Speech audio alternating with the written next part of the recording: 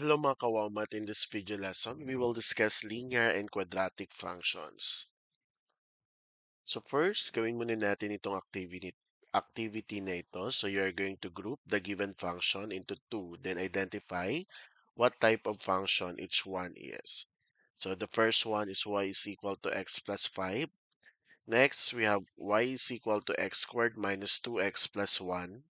X plus y is equal to negative 2. Y is equal to x squared. Y is equal to 3 times the quantity of x minus 7. Y is equal to 2x squared plus 5.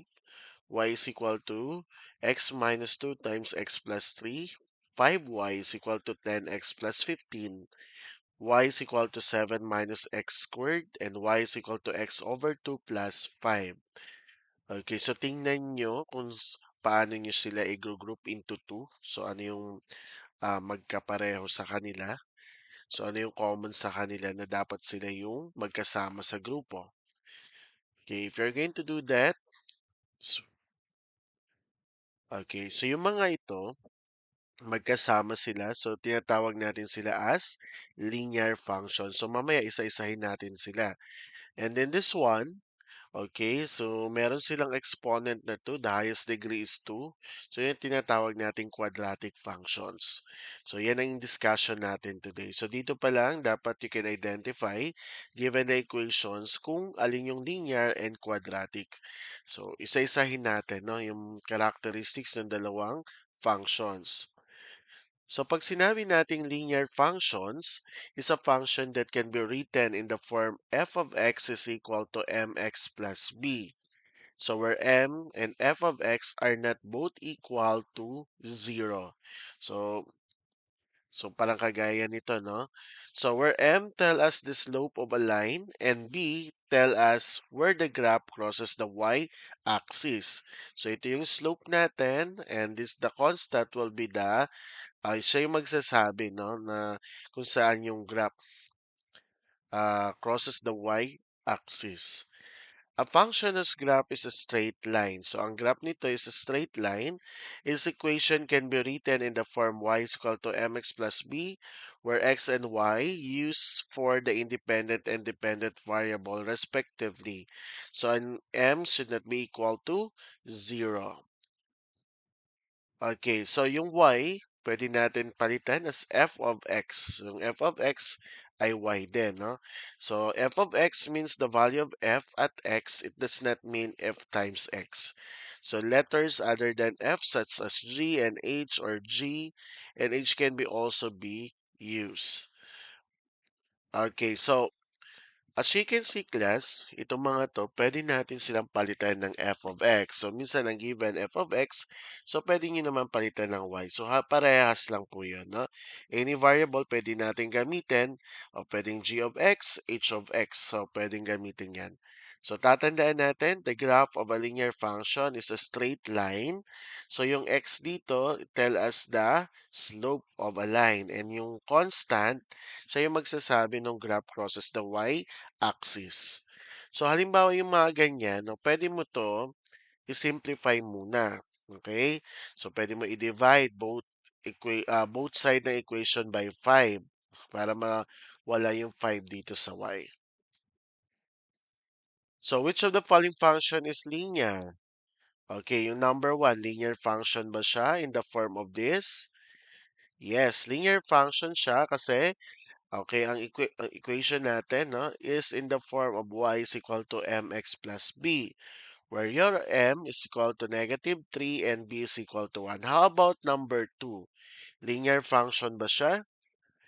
Yes, still that is a linear function. So by rewriting the equation, we can have y is equal to 1 half x minus 7, where your m is equals to 1 half and b is equal to negative 7.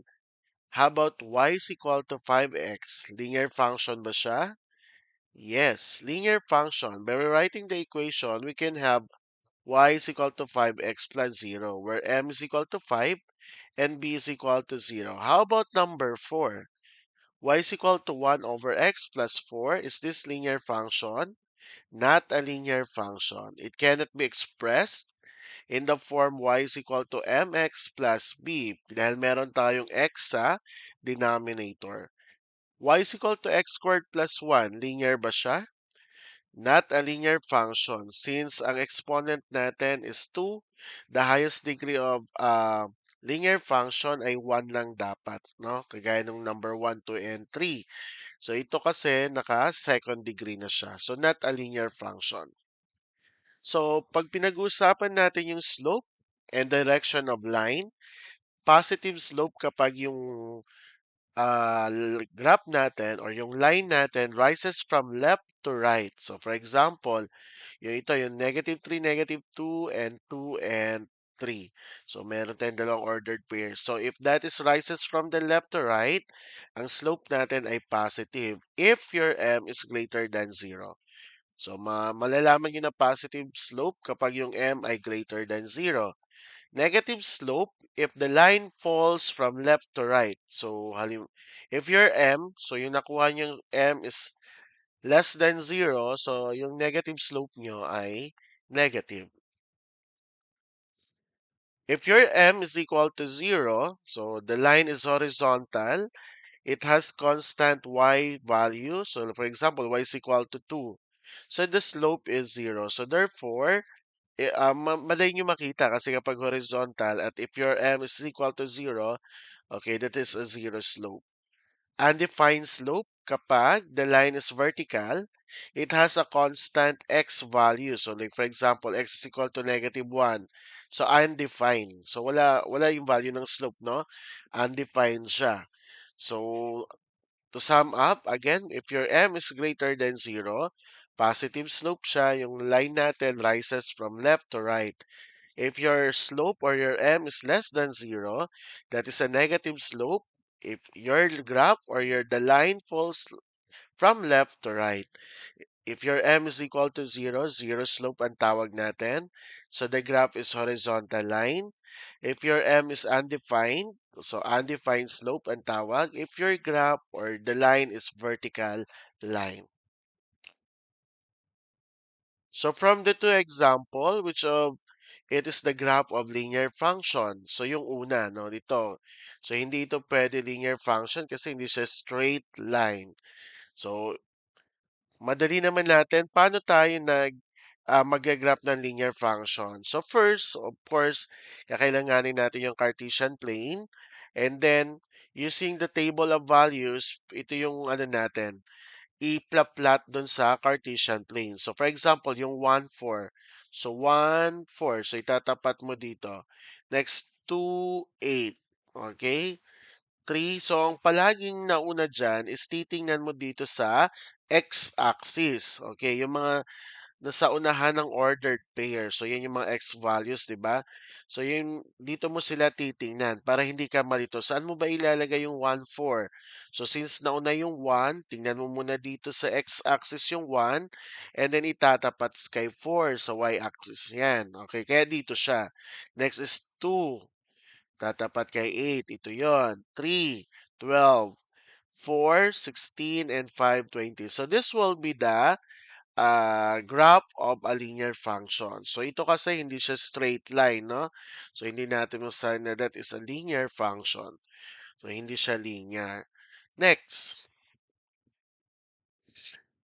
Okay, so may iba't ibang paraan how to graph a linear function.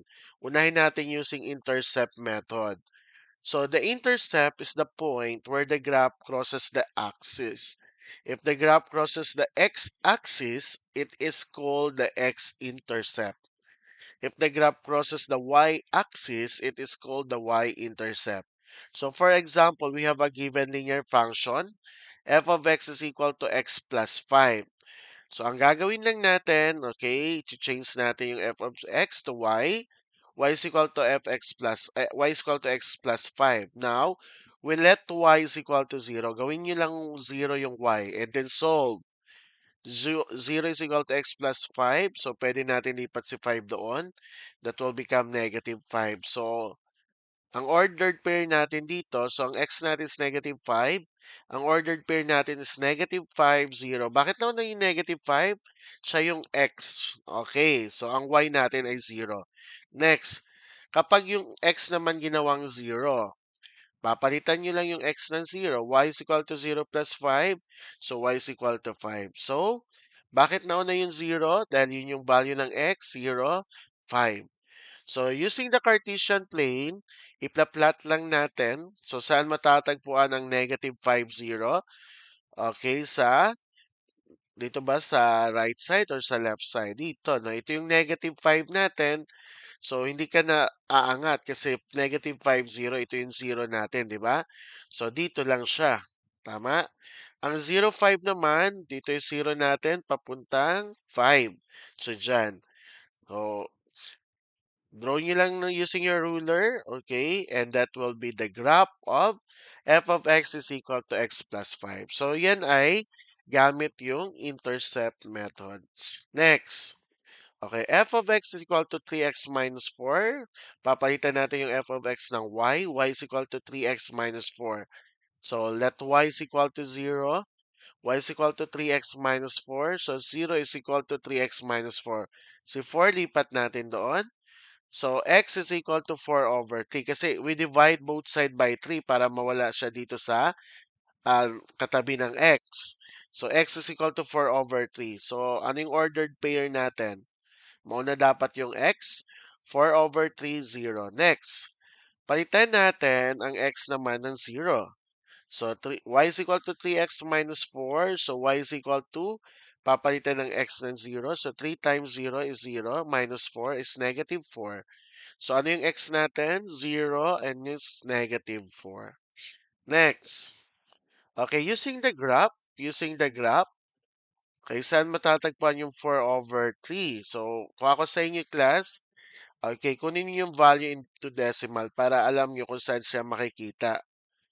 Okay, yung 4 over 3 ay nasa unahan lang ng konti ng 1 natin, no?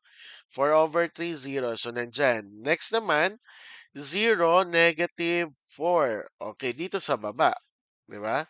0, negative 4. So, draw lang using your ruler. That will be the graph of linear functions. Next. Okay, using the slope-intercept method. So, paano yun?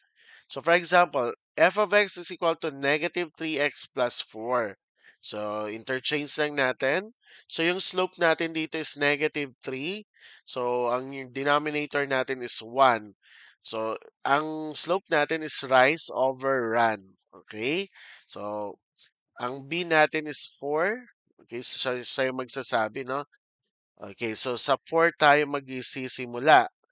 Ngayon, rise. Okay, rise over run. So, positive ba yung rise natin? O, check natin ha. So, ilan yung rise natin? That will be, o, isa-isay natin. Tatlo, no? Tatlo yun. So, rise is up. 1, 2, 3. So, nandyan. 7. And then yung run, since negative siya, so, papunta tayong left side. Okay, papuntang left. Okay, 1. 1 lang. So, dito tayo. Lalagyan mo ito. Okay, na-plot mo yan. So, ito ay negative 1, 7. Okay, negative 1, 7. And then, graph nyo lang. So, that will be the graph of f of x equal to negative 3x plus 4. Next, another example. F of x is equal to 4 over 3x minus 6. So, yung rise natin, yung slope natin is 4 over 3. So, rise 4 and run 3. Okay, so anong b natin? Negative 6. So, saan yung negative 6? Okay, dito tayo. Negative 6 sa baba. Yan. So, rise ng 4, ibig sabihin akyat tayo ng 4 mula dito. 1, 2, 3, 4. Okay, then run. Since positive siya, papunta tayong right side. Okay? Tatlo. 1, 2, 3. So, dito natin ilalagay yung isa. Ipa-plot natin dyan. And that will be, ano yung ordered pair natin? 3, negative 2. Okay, so may iba't ibang paraan na pinakita kung paano kayo mag-graph ng linear functions. So, nasa sa inyo kung paano nyo gagawin. Next. Okay, meron din naman, no, if you want to check your answer, pwede nyo i-check or i-download yung Desmos. Pwede nyo yan i-check. Okay, wait for a while.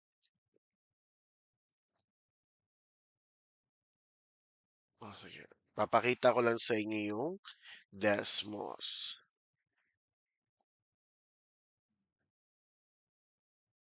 Okay, so you can search use Desmos in your search bar. Okay, so halimbawa, you're going to grab this one, y is equal to x plus 5. Ito ay to check lang ha, to check. Input nyo lang dito, type nyo lang as it x plus 5. Okay, so ito negative 5, 0, and this was 5, 0, 5. Okay, so kung gusto mo lagyan ng ano, lalagyan mo ng ano to, ordered pair, lagyan mo siya ng negative 5, 0. Yan.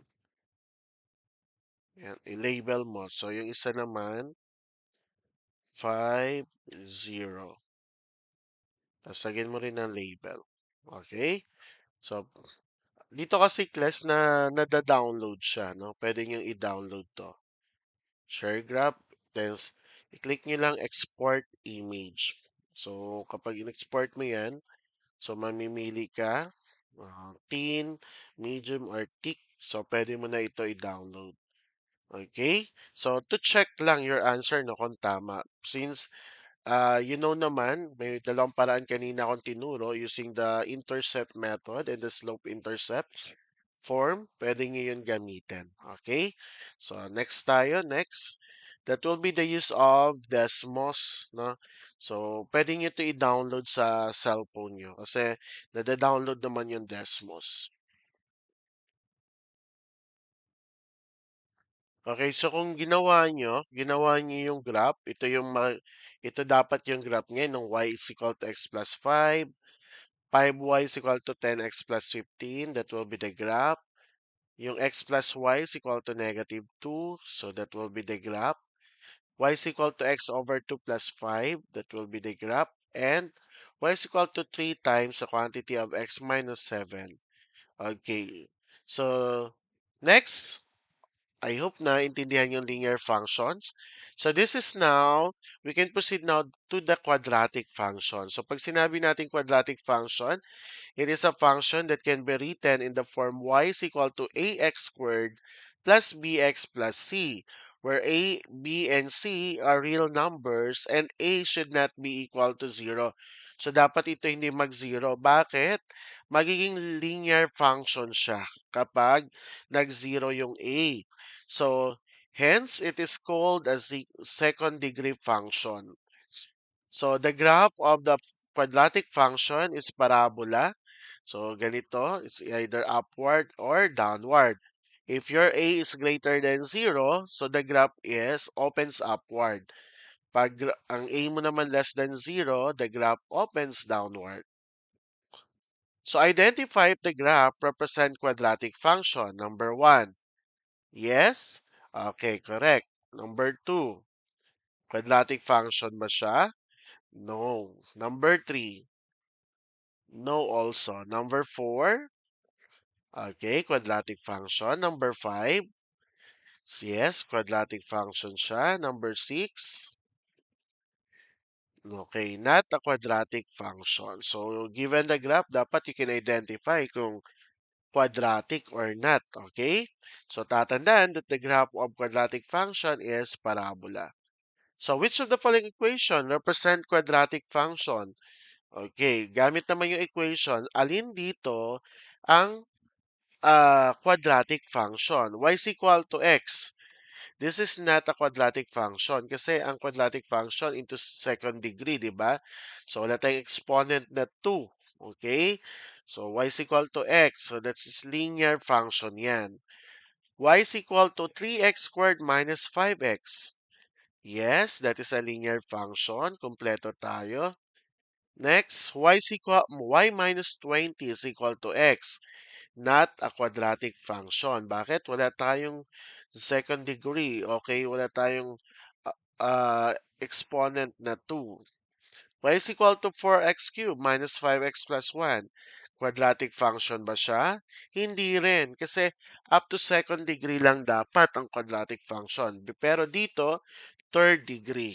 This one, y is equal to the quantity of x plus 2 times the quantity of x plus 3. Yes, this is a quadratic function kasi pag minultiply mo, x times x, x squared. So, nasa second degree siya. So, therefore, this is an example of quadratic functions. Next, paano natin i-graph ang quadratic functions? Una, we find the vertex and the line of symmetry by expressing the function in the form y is equal to a times the quantity x minus h squared plus k. So, kailangan gagawin muna natin ito vertex form. So, ang tawag natin dito is the vertex form. So, paano? So, gamit yan, una, i-group natin yung the terms containing x. Ano ba yung terms na may x? Ito, no, pagsamahin natin. And then, factor out a. Ano yung a natin? Okay, so yung numerical coefficient nito. So, ang a natin is 1. So, wala ka ilalabas mo lang siya, tama? And you can add, anong b natin dito? So, that's negative 2. Okay, by the way, class, ang a natin, paano makuha yung a? Nandito, ito yung a natin. So, that's 1. Ito naman yung b, negative 2. Ang c naman yung constant, no? So, yung quadratic term natin, ito yung a natin. Okay, linear term naman to. Okay? So, and then, that will be adding b over 2 squared. So, ang b natin ay negative 2 over 2. So, negative 2 divide 2 is negative 1. Tama? So, negative 1 squared is positive 1. So, add lang natin dito. So, and then, anong sabi dyan? Complete the expression to make it a perfect square trinomial by adding and subtracting. So, magsisubtract tayo. Kunin muna natin. Ang a natin is 1. So, nasagutan na natin ito and that is 1 also. So, the answer is 1. Okay? So, gawin natin. Y is equal to x squared minus 2x. Okay, mag-add tayo ng 1. Okay, okay, ito yun. B squared over 2. Add tayo ng 1 dito. And then, to the constant term, mag-minus tayo ng 1. Okay, so again ha, mula dito, ito class, ang sagot nyo dito, idadagdag nyo dyan. Tapos dito naman, ang sagot nyo naman dito sa a times b over 2 squared, idadagdag nyo dito sa labas. Okay, sana naintindihan. Then, this will be a perfect squared trinomial na. So, pag perfect squared trinomial na, copy nyo lang x, copy yung variable. So, yung unang sign, yung sign natin, no, it's either positive or negative, minus, kung ano yung sagot nyo dito. Okay? So, kung ano yung square nito, the square root nitong last term mo dito para maging perfect squared trinomial. So, the answer will be ito lang naman yan eh. Kung ilipat mo dito. So, x squared minus 2x plus 1. So, yun din lang gamitin mo. So, x minus 1 squared. Kasi kapag in-expand mo, x minus 1 times x minus 1, ito rin yung lalabas, class. Minus 4. So, ito, class, naka-vertex form na. Ito na. Ganito na siya. So, pwede na natin makuha yung h and k. So, yung h natin, ito yon. So, that is positive 1. And then yung k natin is negative 4. So, yun kasi yung kukunin natin vertex. So, yung axis of symmetry, x is equal to h. So, x is equal to 1. So, next, construct a table of values. So, magsimula tayo sa 1 and negative 4. 1 and negative 4. Yun yung vertex natin. Pagpapuntang right side, anong kasunod? 2. Tama? Pagpapuntang left, 0. Okay, so ikaw nang bahala kung hanggang saan. So, pwede kahit 5 lang yan, no? 5 lang muna. Yan ang mga kukunin natin na table of values. So, meron na tayong isa, 1 na negative 4, si 2 na lang. So, paano natin gagawin to? Substitute lang natin dito. Okay? So, papalitan natin yung x ng 2. So, that will be negative, again, dito muna pala tayo. So, ito muna unahin natin. So, negative 2 minus 1 squared. So, negative 2 minus 1 is negative 3. Tama? So, negative 3 squared is positive 9. Minus 4, 5. So, ito ay 5. Next. Okay. 0. So, hindi ko lahat pinakita, no? Kayo nang magano. Yung 0 naman, 0 minus 1 is negative 1. So, negative 1 squared is 1. Minus 4, the answer is negative 3. Okay? So, kapag 2 naman, positive 2. Ito, palitan yung x na 2. 2 minus 1 is 1. 1 squared is 1. Minus 4, negative 3. Okay, pag 3 naman, 3 minus 1 squared is 3 minus 1 is 2. 2 squared is 4. 4 minus 4 is 0. Okay, so same with the others. So, pag kinumpute nyo yan using this one. Okay, ito na yung table of values natin. So, gamit yung table of values, ipla-plot natin dito sa Cartesian plane natin. So, una, yung negative 2, 5, ayan. Negative 1, 0, dito siya. 0, negative 3, 1, negative 4. Ito yung vertex natin. Yung vertex class, siya magsasabi nung maximum and minimum value. Siya rin yung magsasabi. Kapag upward, so this will be the minimum. Okay? Pag downward, maximum naman yung vertex. Kasi ito yung pinakamababa, no? Ito yung pinaka-minimum value niya. So next is 3, 0, and 2, negative 3 pala. 2, negative 3, 3, 0. Okay. So, and then, ano mo lang, class? Anong gagawin? Iko-connect mo lang. Okay? Connect the plotting points. Okay. So, as you can see, hindi ganun ka-perfect yung parabola. Pero kapag renap natin yan, using Desmos, ganito siya. Okay?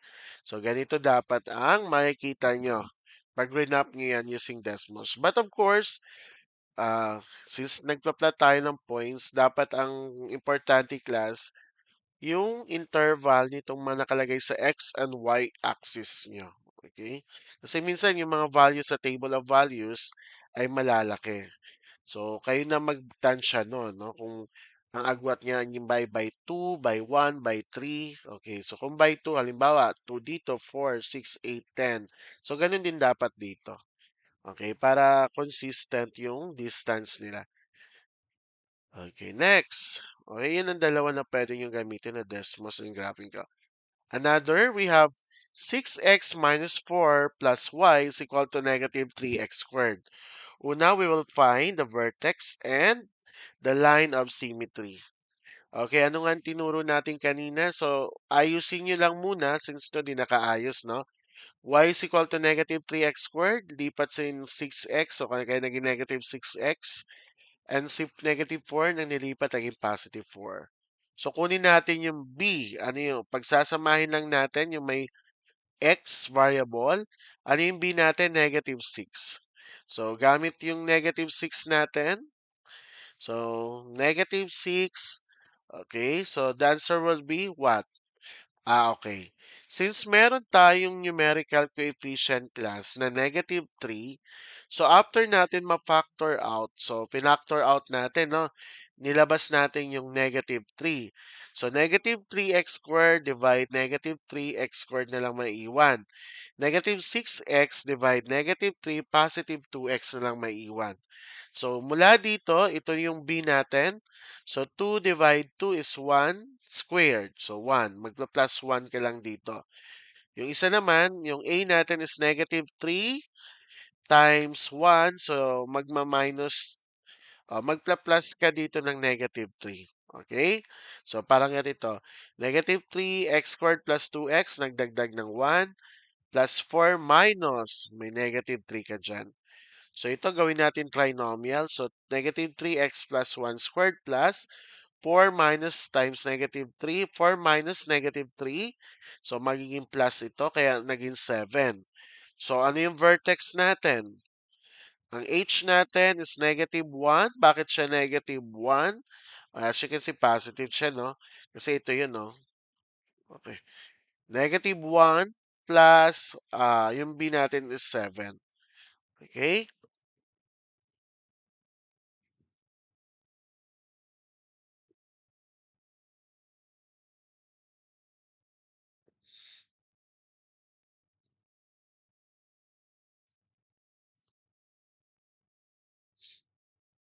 Plot lang natin yung points. So, negative 1, 7. So, gumawa lang tayo ng 5. So, negative 2, negative 3, 0, and 1. So, plot lang natin. Y is equal to negative 3 times negative 3 plus 1 squared plus 7. So, negative 3 plus 1 is negative 2 squared. So, that is positive 4. So, negative 3 times 4, negative 12 plus 7. So, the answer is negative 5. Next. Negative 2 naman. Y is equal to negative 3 times negative 2 plus 1 squared plus 7. So negative 2 plus 1 is negative 1. So negative 1 squared is positive 1. So negative 3 times 1, negative 3 plus 7, the answer is positive 4. So positive 4 ito. Okay? So tingnan natin. We will plot using the graph, the Cartesian plane. So una is negative 3, 5. Negative 2, 4, negative 1, 7, 0, 4, and 1, 5. Okay, so as you can see, opening downward, no? Uh, opens downward yung graph natin. So ito, this will be the maximum value. Okay, pag ginamit ng Desmos, ganyan yung graph na yan. Okay, identify whether it's, okay, so ito, ano na lang to, no? Uh, pwedeng yung gawin sa bahay. Oh.